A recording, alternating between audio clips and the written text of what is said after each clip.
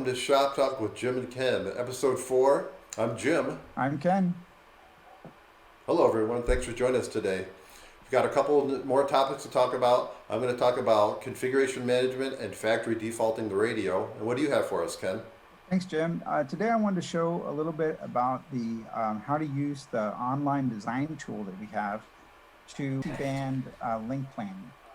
So with that, I'll go ahead and share my screen. I've done a project ahead of time. There's two things I want to show you real quick. The first thing is when you go into the design tool and you've created a link, you'll notice that when you click on the radios that you can select, you'll have a very, very long list of radios.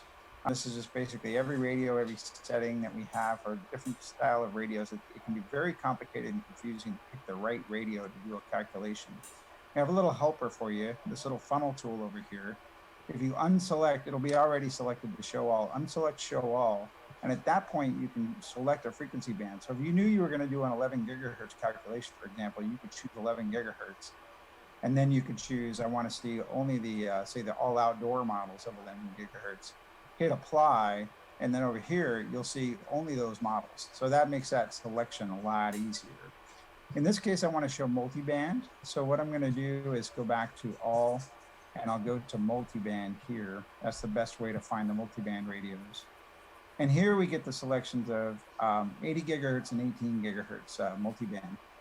I want to point out that most of these profiles will show you the bandwidth channels for the different radios. In this case, since we have two radios, 80 and 18, showing two bandwidths, 2 gig wide and 80 meg wide. Those are the widest channels available on those two radios.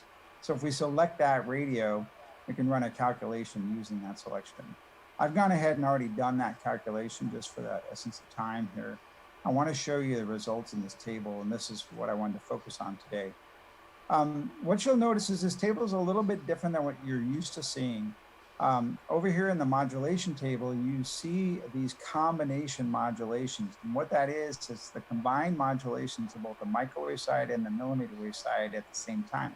This is a combined radio, the layer 1 aggregation radio. Both the microwave and millimeter wave radio are running at the same time, and they're running somewhat independently, but they're combining their capacity at layer 1.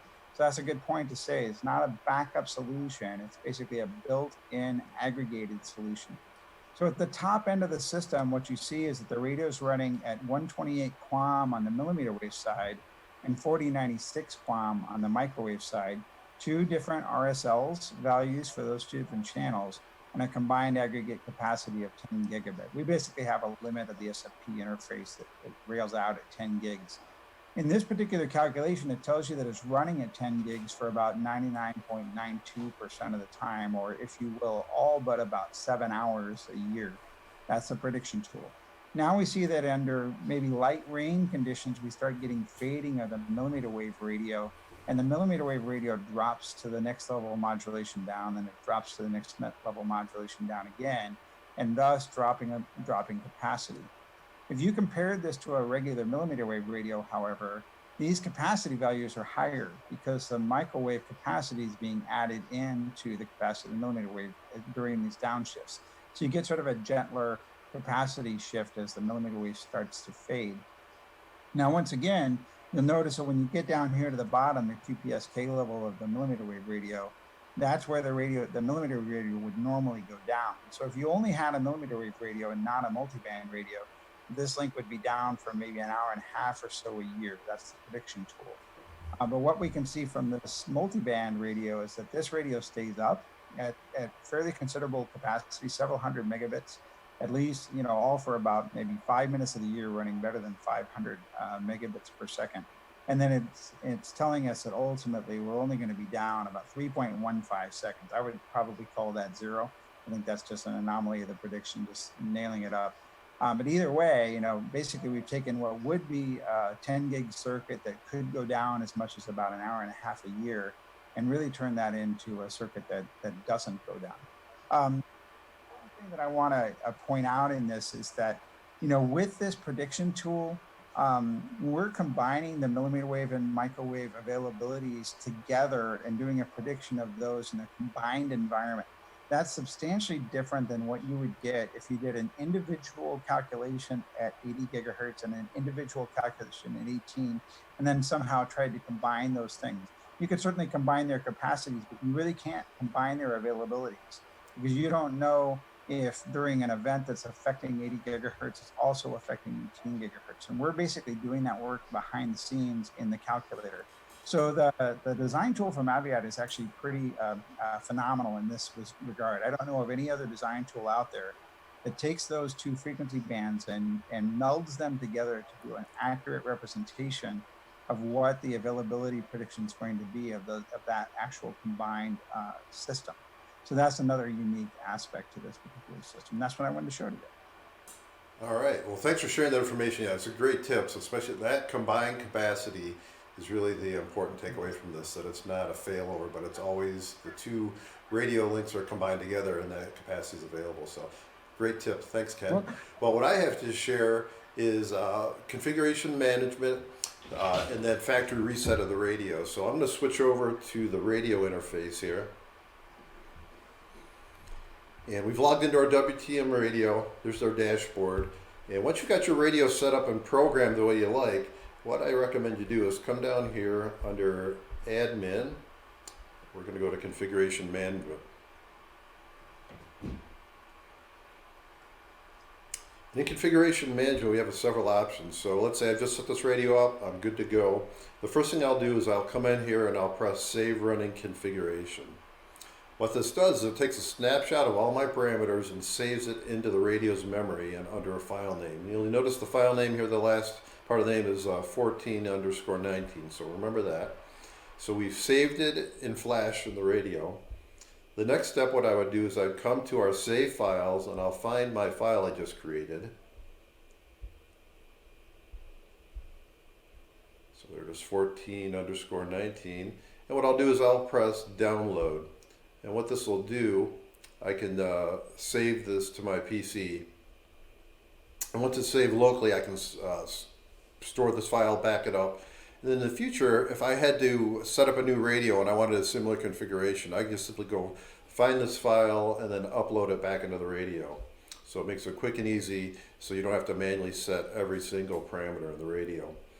Another thing under configuration management, the way that our radio works is every time we make a change in the parameter, we have to press the commit button. Every time we press commit, it keeps a snapshot of that. And I can actually come back in time and I can look at a particular commit. And then what this will show me is, from a CLI standpoint, what commands were typed out. So at any time, if I wanted to, I could come back here, I could find whatever that command was. Maybe I didn't want to do that and I wanted to undo it. So I just simply highlight this one and then I would press the undo button. And what that would do is that would undo that particular command. So this is done one undo at a time. You can't do multiple ones, but it really allows you to roll back to any particular instance in time. So again, very useful for setting up, configuring, and managing your radios. The other thing I want to show you is how to factory reset the radios. So there may be an occasional time where you need to just wipe the radio clean and start over. And that's done through a hardware reset button. And the hardware reset button is here under SFP2. So if we look inside SFP2, you'll see here a close-up, there's this little blue button down inside the hole. And inside that hole, what you'll do is once the radio's powered up and running, you're going to press that button for 10 seconds. Press and hold. You'll see that the LED lights will shut off inside the under the USB port. That tells you that you've initiated factory reset. Once the radio comes back up, it will now be in factory default configuration. It will be completely wiped clean. Now, the one thing that does not get reset, if you happen to activate your trial license, those still remain in effect. So that will still be counting away until it eventually counts down. You get 60 running days on the trial license. But everything else is reset back to factory defaults. So it's a quick and easy way of getting your radio wiped out and starting factory fresh. So that's what I have for my 2 tips. Ken, do you have any closing thoughts for us? Yeah, Jim, I appreciate that. I had a question about that USB backup. I know there was that little checkbox on the screen where you could back it up to the, or allow configuration upload from the USB. can you explain a little bit more about any sort of file restrictions on that and how that all works? Oh yeah, great point. So that file that I saved to my PC, what I can do is I can take that and I can copy that to an empty USB drive, plug that into a factory fresh radio. Now the file name needs to remain intact. So the radio is going to look for that very specific file name, so you can't rename it. You just need to be saying that same file structure for the naming. And if it detects that in the USB during the boot sequence, it will read the file configuration and program itself automatically. So that's another way. Let's say you had a technician that middle of the night, you had a lightning strike, took out a radio. He's going to go and pull a blank radio off the shelf, a spare, go out to the tower site. They just plug in the USB drive, let the thing boot off it. It'll configure itself, and then you just go swap out the radio. He doesn't need a laptop or anything to reconfigure it. So yeah, it's important to have that file name exactly intact so that it can recognize it. Otherwise, it won't boot off it. So Jim, that USB needs to be inserted during the power up sequence of the radio, or can you just plug in that USB at any point in time? It needs to be in there while it's powering up. So when there's no power, insert it and then just let the radio power up. So during the boot sequence, when it gets to a point of waking up, it will look at the USB, and if it sees that file name, then it will read that config file and program itself. Got it. Thanks. Yeah, thank you. All right, folks. Well, thanks for joining us this week. We look forward to seeing you on the next edition of Shop Talk. If you like what you see, click on the subscribe button down here, and we'll see you on the next edition of Shop Talk. See you next time.